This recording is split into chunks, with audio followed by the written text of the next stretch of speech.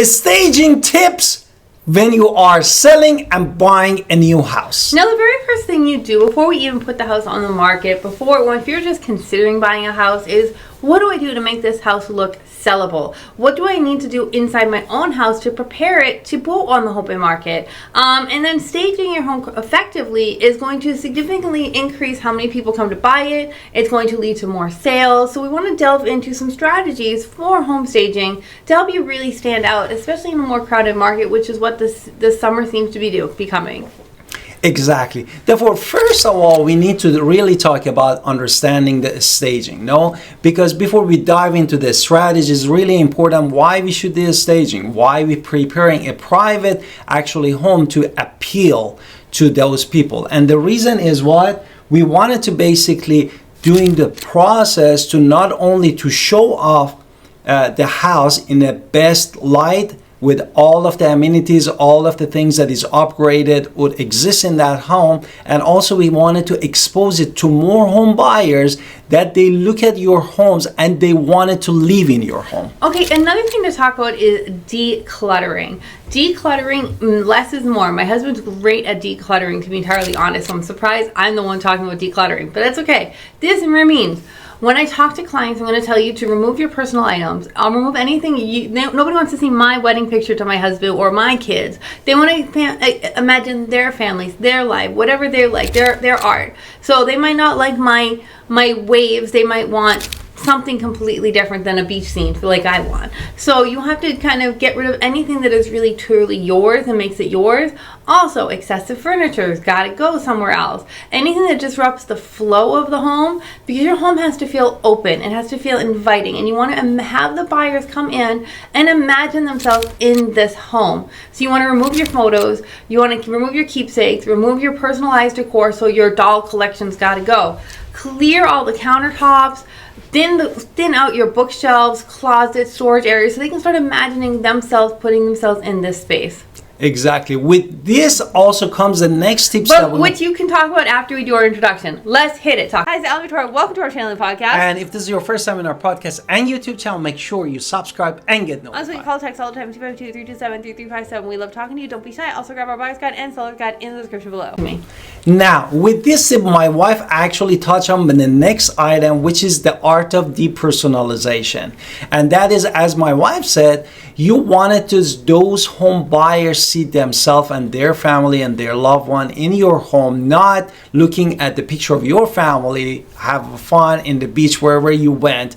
Therefore, we need to make sure that we depersonalize as much as we can, take those photos down, put them, store them away. And also, we wanted to make sure, beside of that, if it's possible, paint the walls in a neutral colors to appeal to the broader audience, because you might like purple, but the person wants to buy your house, wants a neutral things, or he wants to add the flavor or the taste that he wants to have it in his own house. And replace any bold artwork or decor that you have in your house, and also remove any items that could be considered taste specific to you or your family or being controversial. Okay, the next thing I'm going to talk about is a little bit more detail about furniture and flow of a house. Furniture placement, you can honestly, I've done it myself. I paid somebody on Fiverr to rearrange my own house for me. It was pretty cheap, just to tell me how to perceive the flow. So again, I can come into a house at this point and tell a lot of people how to move the flow around, because I've seen a lot of homes. But I'm telling you, before I became real estate agent, something I actually did. You want to make sure that your best features are arranged to showcase functionality and usable space. So this means we want to make sure that the furniture, a couple of ideas with this. You want to make sure the furniture is not on the wall. You want to create a more intimate setting. So you want to pull things away from the wall onto like an area rug. You want to ensure that there is a clear path or walkway from each room, so nobody is bumping into things and there's no cramped styles where people feel like they have to turn. And make sure that your furniture is appropriate size. If you have a small room, you want to have small furniture. You don't want to have large furniture in a small room, because that's going to make it feel small. Exactly. The next thing that we wanted to touch up on is light. Enhancing the light in home is very important key, because good lighting actually brings the feel of warmness to your room and also show your house better. That's why we definitely suggest that you open your curtains and blinds and make sure those windows are clean when you're opening up, to brings more light inside. And if you have a very dim light, we go to many houses with my wife and we see they have a very dim light, for example, in whole living room. We need to make sure we upgrade that, use the higher wattage of the light bulbs for those that actually shines, brings more light when they're walking, and also considering some ambient and accent lighting to improve the room. I can give you a quick example with this. I had a home buyer. This house was everything he wanted, like everything he said he wanted. The land, the layout, everything you could want. But why he didn't buy that house was because they had paper on the windows, which was blocking natural light from coming in. And that, I can tell you for sure, is why my buyer in that situation did not buy that specific home, even though it matched everything he wanted, because he didn't feel the light, so he didn't feel the warmness, and he didn't feel at ease because they had paper on the window. So let's not have paper on the windows. Next thing to talk about is curb appeal, which kind of goes with paper, as I was discussing. Make sure that your first impression when they roll up on the driveway is everything. So it's what they see when they first, before they even stepped in the house. So you want to make sure that the lawn is mowed. You want to prune the bushes, prune the flowers, make sure everything is looking, fresh. You want to make sure that the front door is freshly painted if possible. Maybe add a new doormat. Clean it. I have a house for sale right now. I wish these people had listened to me about cleaning the front door, because it would have helped a lot. Make sure the exteriors are all work. Perhaps you're going to consider a potted plant or seating if spacing allows, in order to just make this curb appeal feel very warm. Exactly. The next thing that is unnegotiable is the cleanness of the house. Therefore, even your house is $1 million, if the house is mess and is not clean, that is a not good sign. And the first thing that we need to pay attention is the bathroom and kitchen. And these are a place that is very critical. People spend a lot of time in those places and they wanted to see it clean.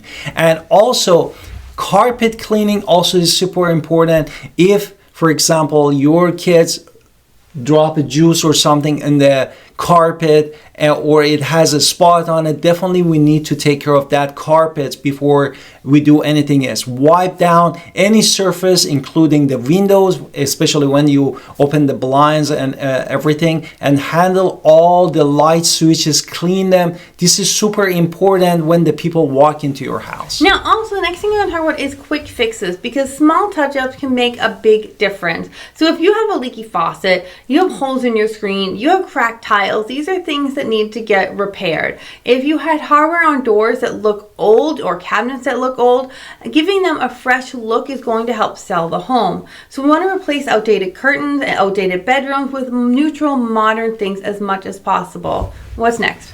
Exactly. Now, the next thing is showing your home ready, no? Right. And this is here, when you stage everything, is important that you do some level of the preparation for showing your home. And this way you don't miss anything. The first thing that it comes to mind, really creating a checklist, because checklist is important before showing, because you go through all the items that they already listed and we check mark everything. You did clean, you did basically make the light enough, you did the decluttering, everything, you depersonalize. You need to do that. And then plan also, if you leave in the home right now and you didn't even move out of the house, plan daily to put the items like toys if you have a kids and supplies when you are not using away, because when people coming to your house and they want to show, they see those beautiful pictures online and then they come to your house and say everywhere in the house is a toys. No, therefore we definitely wanted to make sure all house is well ventilated. Put your AC in the temperature that is pleasant for people. When they come to your house, they feel, especially in the hot summer, they feel not hot and sweaty, and they come and enjoy your house. Another thing I'm going to talk about is, if you do want to invest, we want to make sure that your home looks move-in ready. I'm not telling you have to invest. You can reuse as much as you can. That's great. But if we did take off your bold pictures off the wall, maybe we need to add some cheap modern art that just gives a feel that you can buy very cheaply. I'm not telling you to spend a lot of money, but try to find some art which bring color to the room that you did not have.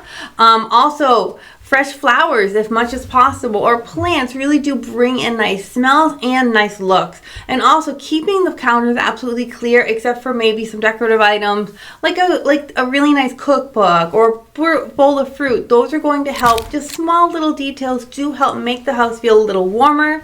And so it is something to invest in. You do not have to do those things, but it's a nice thing because it does help you sell your home. So if you have any questions on staging, we love talking about home selling and staging your home. So we are happy to come take a walk around your house and really walk with you and say what we would recommend you do to make this house sell for top value.